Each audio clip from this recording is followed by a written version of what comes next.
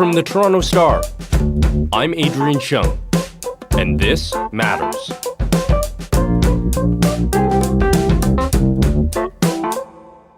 Supporters of democracies, and in particular American democracy, often cite the peaceful transfer of power, with presidential candidates accepting the results of an election as one of its strengths. It's what separates them from, say, an authoritarian state. But what if U.S. President Donald Trump loses the upcoming election and he refuses to leave the White House? We're not saying that Trump won't accept the election results if he loses. He's the one saying it himself. Here he is during a White House press conference on September 23rd, being questioned by a reporter. Will you commit to making sure that there is a peaceful transferal of power after the election? Well, we're going to have to see what happens. You know that I've been complaining very strongly about the ballots, and the ballots are a disaster. I understand that, but people are rioting. Get rid of the ballots and you'll have a very peaceful, there won't be a transfer, frankly. There'll be a continuation. And here's Trump again during the Republican National Convention. We're going to win this election. The only way they can take this election away from us is if this is a rigged election. Trump has continued to claim voter fraud based on no evidence after losing the popular vote by nearly 3 million ballots in the 2016 election. And remember, he won that election. What will Trump do if the 2020 election results are anything other than a landslide in his favor? That's sort of what the experts I talked to, that was their concern, was that we haven't really had someone who has used rhetoric like this before in terms of potentially denying, disputing, however you want to put it, an election result, and might be willing to try to use some of the tools at his disposal as president of the United States. That's Geoffrey Skelley, the elections analyst for FiveThirtyEight, the data and analytics-driven site on U.S. politics. He's researched and written about how this fall could play out. We're talking about how an incumbent could dispute the election, how far he might be willing to go, and what legal checks and balances the U.S. has to make sure the winner becomes president. Geoffrey, it's good to talk to you. Hey, thanks for having me on. So, we don't really have a crystal ball. We don't know who's going to win the 2020 U.S. election. But what kinds of things are we seeing and hearing that tells us that this election is really like no other that we've ever seen before in modern U.S. history? Sure. I mean, I think you have to start with the COVID situation, with the coronavirus, and how that has thrown the administration of this election for a loop. And I think that has created a level of uncertainty that when you add in rhetoric from, say, President Trump, talking about how he can only lose if it's a rigged election, where he talks about mail balloting, which is an important part of trying to handle concerns about the coronavirus and safely voting, when he calls voting by mail an easy way to rig the election when all evidence about voter fraud, election fraud, would generally run counter to what he's saying. That sort of rhetoric, I think, has created a situation where we just don't know what's going to happen. And that uncertainty, I think, scares a lot of people, understandably, and has, yes, created an election really unlike any other. And, Trump obviously tweets a lot, but he tweeted on June 22nd, among many other tweets that he has had about mail-in ballots, he said, "Rigged 2020 election, millions of mail-in ballots will be printed by foreign countries and others.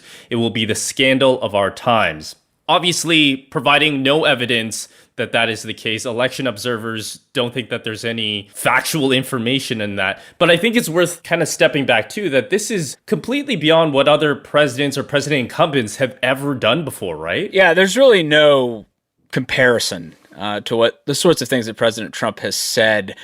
The United States has certainly had highly disputed elections before, but the sort of rhetoric that you heard was not where someone was essentially saying that they would deny the election result or dispute it in the sense of saying the election is rigged ahead of time. That's just not something that we are familiar with in the U.S., at least in modern times. I mean, I'm sure if you went back to the 19th century, there might be some interesting comparisons. And there have certainly been elections where U.S. history, maybe at lower levels of office, say for gubernatorial elections in some states where you've had incumbent governors try to hold on to power. There were some examples in the 19th century of basically trying to rig the election result so it worked out for them.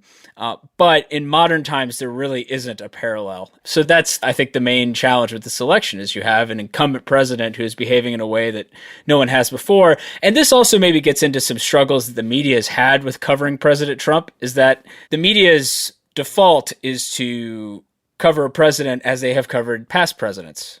And at the same time, when you have a president who behaves in a way that previous presidents haven't behaved, and you could give lots of examples in a lot of different areas where that's the case, some of them negative for President Trump, obviously, and then others of them kind of, I think neutral. There's not really they're just different. The bias toward trying to cover him as a normal president, though, I think makes conversations about President Trump saying things like, the election will be rigged if I lose, makes it difficult because that's not normal and you can't cover it as if it's normal. Right. We can't treat these statements as, oh, this is something that's regularly done. That is, in fact, giving bias to the things that he is saying, which, again, often have been proven to be lies, to be false, or shifting of the truth. This is not a normal time. That is worth saying. Yeah, absolutely. I think that's exactly right. We're looking at trying to hold an election in a difficult situation, and a lot of people are going to vote by mail, and vote by mail is not some pernicious evil that leads to rigged elections. Like, there's many states have been holding elections that are all vote by mail or partially vote by mail for years now. There's no reason to think that it is, it's just so much more vulnerable than election day voting that it's going to create a rigged election. Like, there's no reason to think that. One of the hallmarks of American democracy is the peaceful transition of power, that no matter how bitter the contest, and there have been really bitter elections in the past, that the loser of the election always concedes to the winner, no matter how tough it is. And this, I guess, brings us to the central question of this conversation is, what if Trump loses and he refuses to concede? I think it comes down to a question of whether or not President Trump is going to try to use tools at his disposal as president that past presidents have not tried to use to their benefit. Things that come to mind are certain powers of the executive. The fact that at the end of the day, the Department of Justice is essentially his Department of Justice. Nowadays, there really is no independence, maybe, in the Department of Justice, or at least there's less than there once was. And you have Attorney General William Barr saying that an election with a large-scale use of mail balloting, vote by mail, will be very vulnerable to fraud. I mean, the Attorney General is saying those sorts of things and that it could lead to a contested election. When you have that situation, it raises the specter of, well, could President Trump ask the Attorney General and the Department of Justice to send out federal agents to try to interfere, even shut down vote counting after Election Day? Because the real challenge here is that the United States, we tend to know who's won on election night unless the election is extremely close. And there's a traditional expectation for knowing who won on election night. And it's just pretty unlikely this year that that's going to be the case because while there will be plenty of election day votes, you're going to have a huge percentage of voters. I mean, it could be a majority of the people who vote in this election who vote early in some fashion, whether it's by mail or in person before Election Day in states around the country. So you're going to have a ton of votes that are going to still be counted, and there's some states that don't really have much history with absentee voting or vote by mail. And the fact that they're not used to having to handle large-scale mail balloting means that it's going to be a slower process for them. And some of those are key swing states like Pennsylvania or Michigan or Wisconsin. They just don't have much tradition with this. And so most people have usually voted in person on Election Day. And now they have to count a much larger scale of mail ballots, and that's just going to slow the countdown. And the Secretary of State in Michigan, who's in charge of elections there, has said that she doesn't expect them to have counted all the votes until maybe Friday after the election. So, it's going to take a little time for this process to play out in the states. And that's not inherently a problem because at the end of the day, the states usually certify their election results 3 to 4 weeks after the election, depending on the state, depending on state rules. Federalism. Canadians are familiar with this. We have, different rules in each state to some extent on how this process is handled.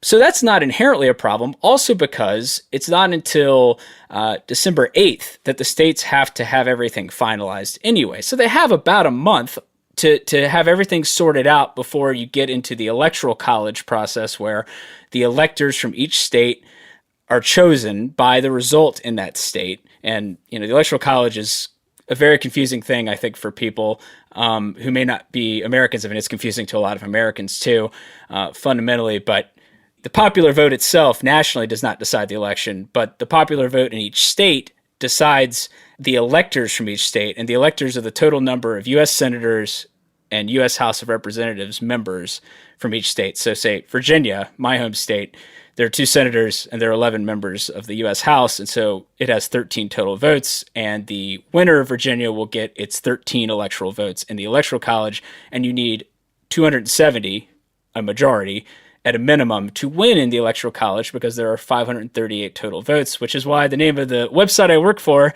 is FiveThirtyEight.com. Yeah, so that all connects. But the long and short is that the concern is making sure that all the states have counted their votes and have worked out any controversies over those vote totals, any disputes, by December 8th, because that is the date by law that they have to have all that figured out, so that the electors can then vote on December 14th in their respective states. And so they've got time to figure this out in terms of the count and whatnot. So a slow count is not a sign of a problem. It's a sign of an election where a bunch of states are going to have a lot more ballots to count that were cast by mail. But at the same time, you have rhetoric from people like the president trying to sort of cast that slowness as an inherent problem, a sign of rigging, a sign of fraud, a sign of some sort of problem. And that's highly disconcerting because of just what it does to faith in the electoral process. And you see this in polls where majorities of Americans aren't confident that the election is going to be handled in a fair and equal way. And so that then, I think, creates an opportunity for people who are trying to discredit the electoral process. It's fertile ground to discredit it because of all this. Right. And so there's also already, like you're saying, there's a degree of uncertainty in the way we normally see election night. Normally that evening, the U.S. population knows who their president will be.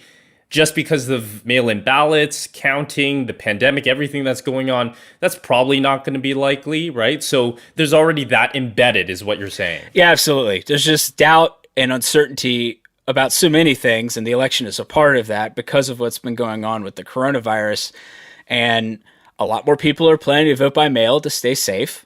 And what's also happened that I think is important in this, though, is that because of the president's rhetoric, I mean, we can't know 100% for sure it's the president's rhetoric, but it's pretty easy to hypothesize that that's what it is. You see also a very large partisan split between how people plan to vote, like what method they're going to choose. And in the past, that wasn't the case. In the past, there wasn't really much of a split in terms of how Democrats and Republicans, how likely they were to vote by mail, to vote early in person, or to vote like normally in person on an election day. Like that, you didn't see differences. But this year you see these huge splits where maybe a poll will say 50% of Democrats are planning to vote by mail, but only like 25% of Republicans are planning to vote by mail. And so then when you're thinking about the counting process, I mean, look, we have polls showing Joe Biden's ahead. Joe Biden is not certain to win the election by any means. Our own forecast gives him about a 3 in 4 shot of winning. That's not statistically certain by any means.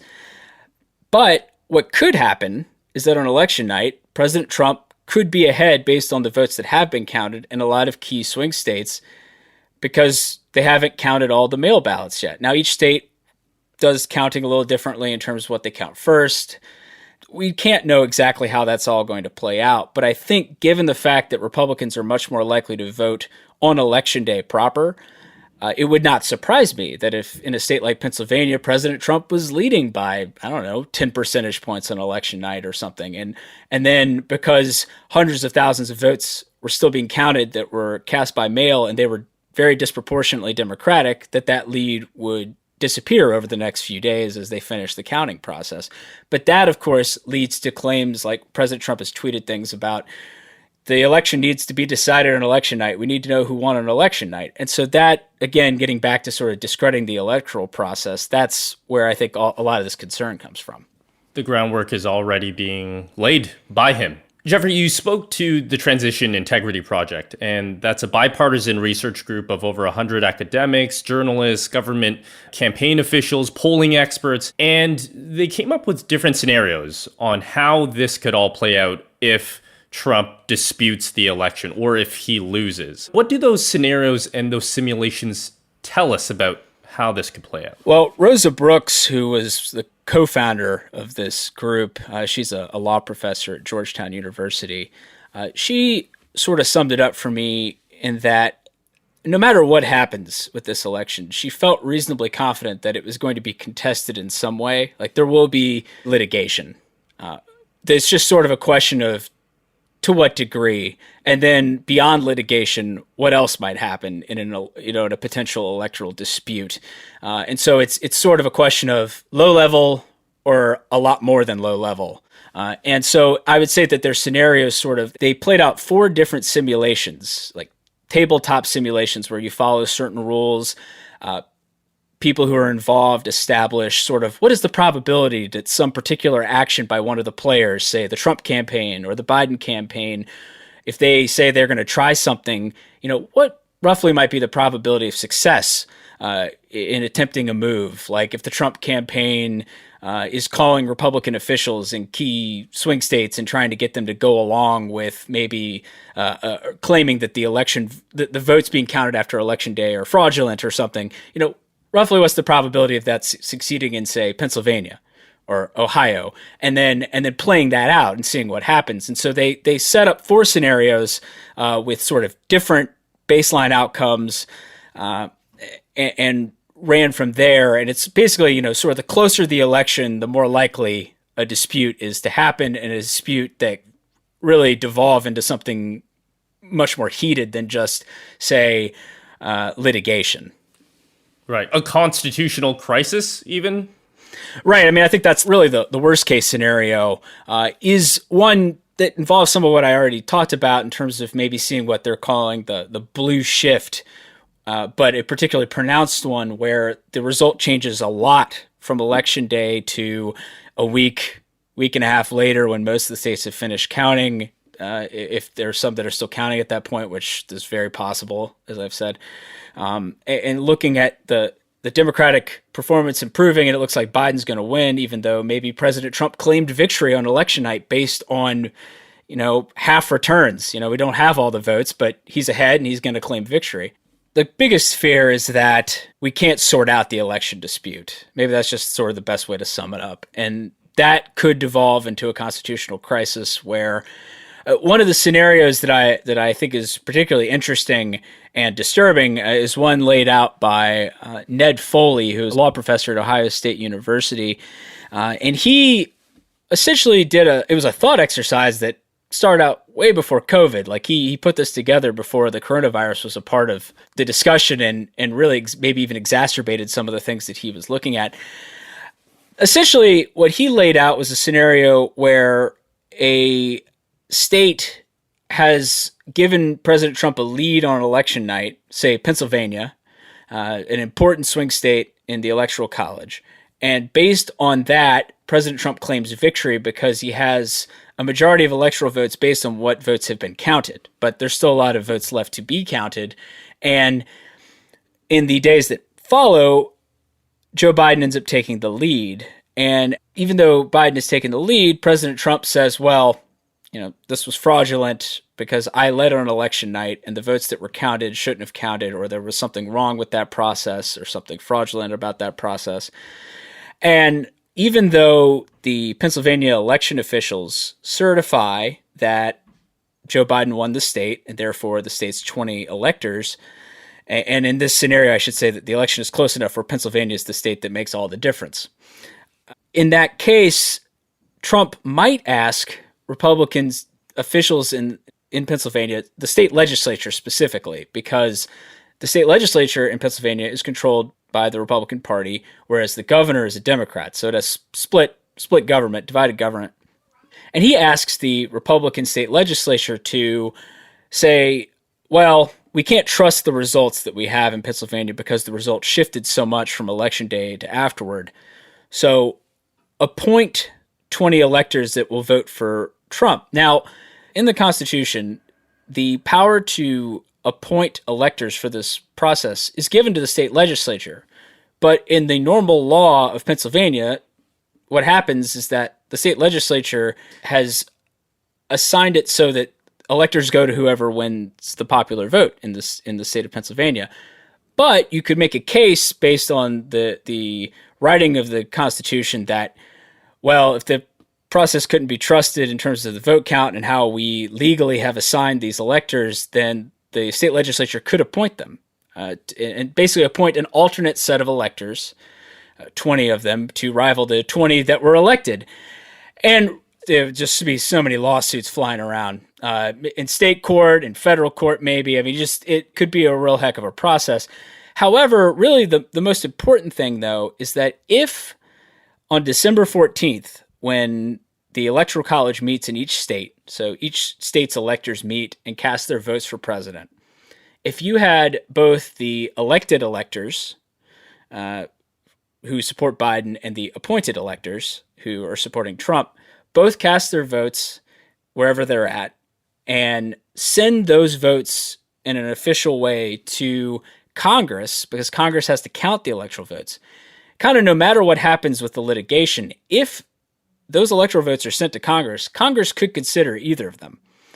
So the really worst case scenario is that Congress gets these competing electoral votes, and then it can't come to some sort of solution on how to handle these competing electoral returns. And that's when you get into some complexity with the way the law works that governs this entire process, which was passed in 1887, because some of the wording is very unclear.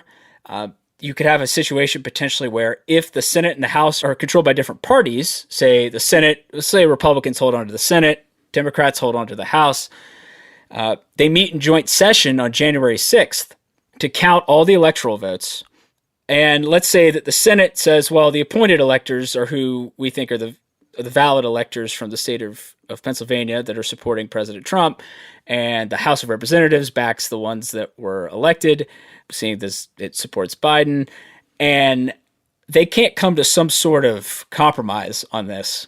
So when the votes are being considered before the joint session, the president of the Senate oversees the joint session, and the president of the Senate is Vice President Mike Pence constitutionally. So there is an interpretation of the law where the president of the Senate could say, well, fine, we have these competing returns, so we can't count either of them, so we're just going to discount Pennsylvania entirely. In the scenario that was laid out by Edward Foley, things are close enough where if you remove Pennsylvania from the count, neither candidate has a majority of the original 538 electoral votes. But if you remove Pennsylvania from the denominator and it becomes 518, Trump would have a majority of the remaining ones. Now, this is very specific, but it just points to the fact that there may not be an easy way out of a situation where Congress is having to deal with multiple sets of electors from the same state being submitted because of some sort of controversy in an important state like a Pennsylvania, for instance. And so if there's not a way to figure this out, and one side tries to push through one set of the electors, or say, in this case, discount both, even though one was elected and the other was appointed, and maybe there's debate over which one is valid, of course, you could have Democrats saying, well, no, you can't do that, and then basically claiming that the process was illegal, and Republicans saying, well, no, we're going to continue, and President Trump will be elected, and then nothing being sorted out, and then you arriving at Inauguration Day on January 20th with no agreed-upon president-elect.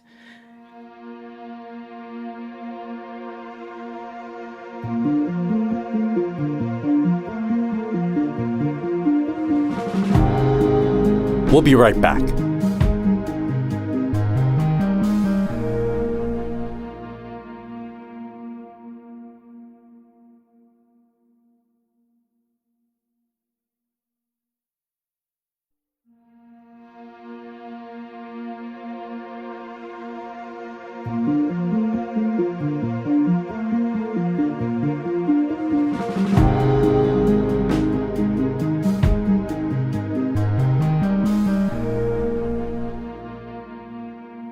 So there is a scenario where January 20th, that is when the new term starts, whoever wins, and it's entirely possible that two men could show up in Washington to be sworn in. That is a possibility that could happen, depending on the disputes that happen. Right. I mean, that's really where the difficulties are just maybe insurmountable. It's just sort of, how would you get yourself out of this situation if we actually got to this point?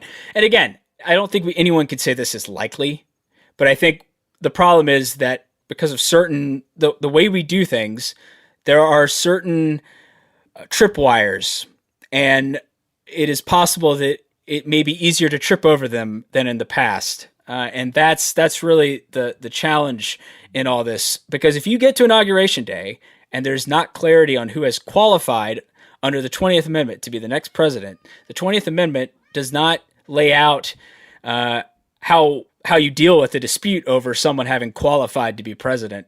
It just says the person has qualified to be president, will become president at noon and be inaugurated. And it's possible you could have a situation where if there's a dispute over this, maybe President Trump will try to be inaugurated, but Nancy Pelosi, Speaker of the House, will argue, well, the Presidential Succession Act puts the Speaker next after the President and Vice President in terms of who would accede to the presidency. If no one is in the presidency or the vice president, she would be next.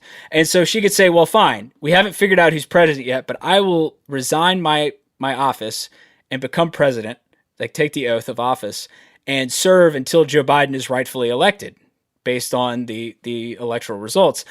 And, Republicans probably aren't going to say that's okay, having made the claim that President Trump has been reelected. So this is a quagmire. It can easily devolve into that. Yeah, and if you get to that point, who does the military obey? Who do people in the executive branch, who do they obey? Whose orders are valid? And who gets the nuclear codes? I mean, these are the things that really is like, it's worst case scenario, but the problem is that you could see how it could happen because things are so partisan and so polarized, and you have President Trump raising the existential stakes of the election in such a way that, talking about the only way I can lose is if the election's rigged, creating the circumstances where people may be receptive to him claiming that there's fraud in a way that could lead down this road if he can get cooperation from Republican officials in a key state like Pennsylvania in this scenario. And in raising the existential stakes, the effect of that is also to cause Democrats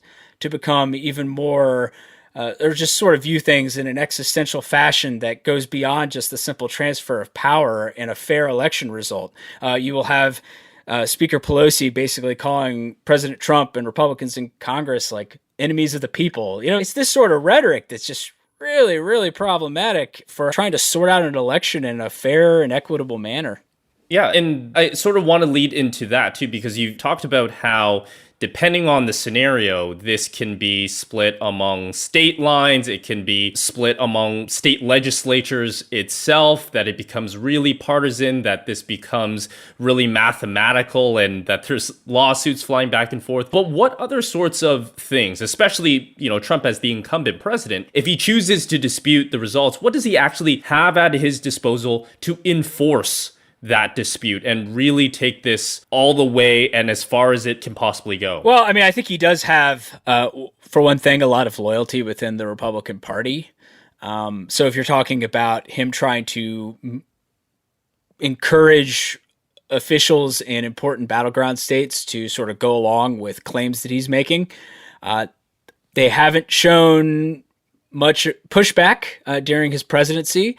And so in the interests of trying to retain control of the White House, they might be amenable to going along. And that's again, one of these variables you just can't know unless we get into that situation, which is, disconcerting. Also, the power of the presidency is sizable. And you could potentially have a situation where, okay, we have a disputed election really, really unfolding, and President Trump says, all right, well, there are protests in the streets about things. There's maybe even violence between partisans. God, I mean, that's scary. But I mean, if you get into this circumstance, that's the sort of thing you have to be thinking about. Maybe he says, well, as counting's continuing, but there's unrest. He says, well, I'm going to invoke the Insurrection Act and use the U.S. military to try to control the situation. And maybe he tries to do that in a way that's going to benefit him, benefit his chances. Now, in the scenarios that the Transition Integrity Project looked at, when his team tried to do that in their simulation, they did find that Republican officials weren't necessarily going along with that full tilt. So this is one of those things where it's just chance. And how much do certain people go along with actors as they make choices and try to push things in a direction that will benefit themselves? And so would that work for him? Who knows? But he could definitely try it if he really wants to go for it, and try to federalize the National Guard, use that to occupy cities and maybe voting sites. I mean, this is the sort of conversation that you get into. And I mentioned earlier, but you also have the Department of Justice. Do they send out federal agents to secure, quote unquote, vote counting sites? I mean, it sounds kind of far-fetched, but at the same time, you've had the Department of Justice sending out federal agents against the wishes of local officials to cities around the country in the wake of unrest because of the killing of George Floyd in Minneapolis and things that have happened since then. There was federal agents sent out by the Department of Justice. Some of this is very much unlikely, but the particulars are not necessarily that outlandish. I mean, President Trump threatened to invoke the Insurrection Act as the unrest was mounting after George Floyd's killing. So it's not totally crazy is basically the problem here. Yeah, there are 79 days between election night and January 20th, and you've laid out a lot of different scenarios that can happen and different deadlines that could potentially be met. Is there a legal way to ensure that whoever wins the election actually serves as president from 2021 onwards? Like, is there a legal apparatus that guarantees that very basic thing? I think the short answer is the courts. But the thing with any court decision and with anything that relies at least in part on norms, which unfortunately this involves a lot of norms and people agreeing to disagree at times, is that people have to be willing to go along with those norms and have to be willing to go along with court rulings. And I guess the uncertainty out there is whether things have gotten so partisan and polarized that relying on those norms is still safe. And that's, again, a little troubling. You're not feeling too sure about that these days because things are so partisan and polarized in the country. And the last time we had a dispute was in 2000. And things were ugly then, but things were not quite as polarized as they are now. Al Gore in 2000 could have conceivably tried to carry on his case beyond the Supreme Court decision. That didn't have to be the end of the story, which I think people don't realize, is that I think people view the Supreme Court decision as having been the final reckoning on the matter. But Congress doesn't count the electoral votes until early January, and that Supreme Court decision was in December. Congress could have still considered electoral votes that are considered the counting process and raise the dispute before, that body in early January. And so theoretically, Gore could have carried on. Now, would it have worked out for him? Maybe not, but he could have done it. His rationale at the time was that he's putting country before self. He didn't want the country to devolve into any kind of mess. I say to President-elect Bush that what remains of partisan rancor must now be put aside, and may God bless his stewardship of this country. But again, he's shown reckless behavior. There's no guarantee that he will put country before self in this case. Yeah, I mean, that's, again, we're here 20 years on, and I would say that the climate for country before self is not great at the moment, if you will. And to be fair, like we spent a lot of time talking about President Trump here, and rightly so, because of so many of the things that he has said. And I think he has done the most to provoke concerns about the orderly nature of our electoral process. However, it is entirely possible that a situation could arise where Democrats would sort of reject the legitimacy of the election. If President Trump performs better than he's doing right now in the polls and ends up winning in the Electoral College but loses the national popular vote, there may be Democrats who are basically like, well, this is the third time in 20 years that we have lost in the Electoral College but won the popular vote, and we just can't take this anymore. And you might need more than that to create a true dispute, a true crisis. But I do think that, not that both sides it, but this is not entirely a concern just with Trump and the GOP. But again, this gets back to raising the existential stakes of the election, as President Trump has done, naturally raises how the other side views those existential stakes, and thus creates an environment where it is very possible that both sides would be willing to reject the legitimacy of the election if they think they can win by doing it. And that's the concern, just overall, even beyond just what President Trump has said, which is, worrisome on its own. It's a very disconcerting place to be. Last question here. There are a huge number of issues, clearly, that we've talked about that concerns the U.S.'s electoral system that predates the Trump administration. That has nothing to do with this administration. We've talked about the Electoral College popular vote split, there's gerrymandering, there's voter suppression.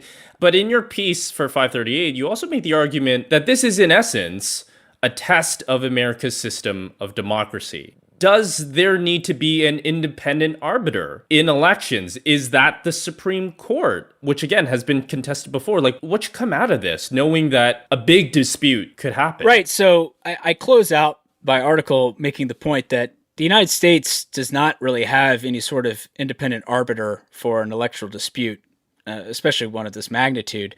In a presidential election. And it might sound weird or even difficult to set up in the first place, especially in the United States right now, things are so polarized.